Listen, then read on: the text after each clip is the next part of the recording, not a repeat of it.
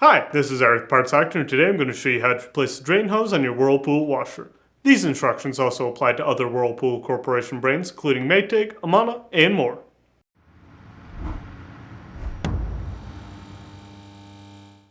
If you need to purchase a new drain hose for your Whirlpool washer, you can check out our website, partsactor.com, where we sell parts for all major appliance brands. Here at Parts Actor, we only sell authentic, genuine parts sourced directly from the manufacturer.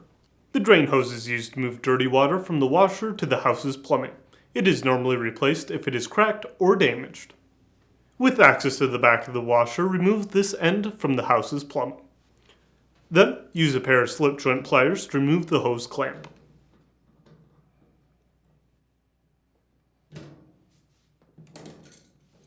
Then, pull the drain hose away from the washer.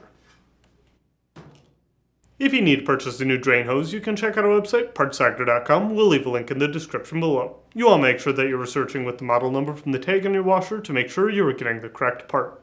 To install, align the elbow on the hose to the hose assembly on the washer. Then, pinch the hose clamp together as you push the drain hose into place.